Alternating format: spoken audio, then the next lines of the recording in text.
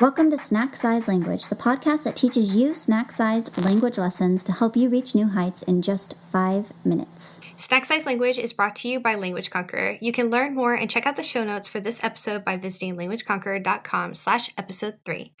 I'm Caitlin Sakasis, and I'm here with my lovely co-host, Shannon Kennedy. Hello. In this lesson, we're going to show you how to greet someone in Japanese. Right, Shannon? Right, because you can't start a conversation until you know how to say hello in Japanese. So let's get right to it. Caitlin, you're going to be my teacher for today, so I'm going to let you take over. Yes. First, let's start with how to say hello in Japanese. Konnichiwa. Konnichiwa. Konnichiwa. Shannon, you want to try? I'll give it a go. Konnichiwa. Konnichiwa. Konnichiwa.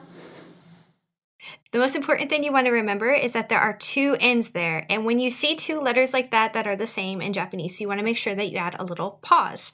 So, konnichiwa. All right, next we're going to learn good morning in Japanese. And if you live in the US and you know the state of Ohio, then you already know how to say good morning in Japanese because it is Ohayo. Just drag out the O at the end and you are saying good morning in Japanese. Ohayo. Ohayo. Ohayo. Shannon, you want to try? Ohayo. Ohayo. Now, if you want to learn how to say it the more formal way, then you can add Gozaimasu at the end. Gozaimasu. Gozaimasu.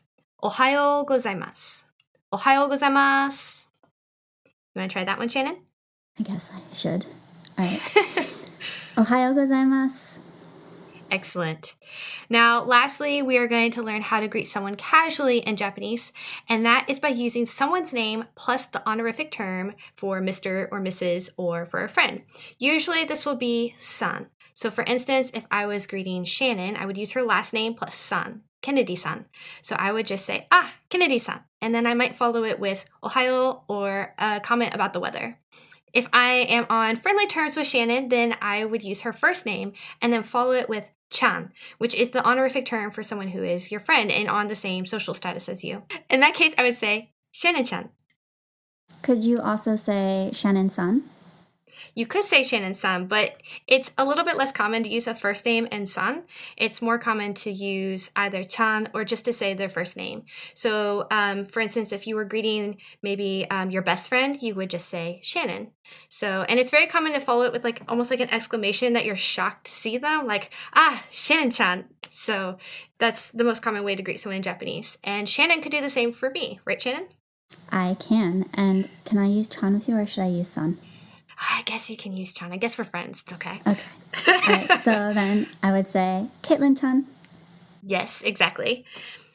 Now, if you were in Japan and you were greeting someone in like a business setting, then it would be more common to use their last name.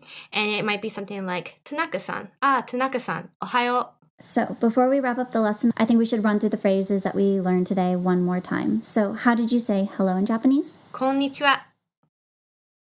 And good morning? Ohayo, or more formally, Ohayo gozaimasu.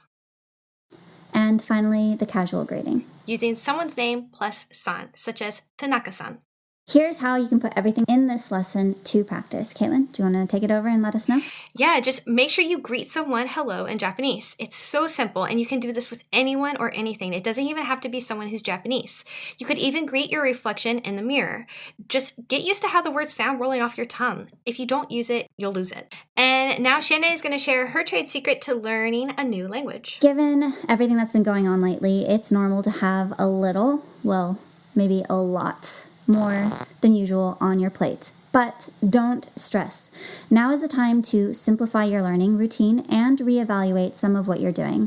Find something that gives you a quick and easy touch point with the language. For me, it's doing daily vocabulary review. It's something I can do in just 5 minutes or even more if I like, but I know it's something I can find the time for every single day. And I'm able to keep up my learning no matter how busy things get. And in being able to just do something with the language, I get guaranteed practice, and it also helps me with motivation for later on in the day, just in case I do have time, because I've already ticked off that box for spending time with my language. We hope you enjoyed this episode of the podcast. Let us know what you think by leaving us a review. We appreciate your reviews because they let us know what you enjoy about the podcast so we can keep doing more of it, and it helps other learners like yourself find the podcast. You can share your thoughts on the podcast at languageconqueror.com/review. And if you would like to keep learning with us, which I hope you do, you can join Language Conqueror. Each month we release a new language quest to help you reach new heights with passion-driven language learning. You can find out more at languageconqueror.com. ありがとうございます。じゃあまた。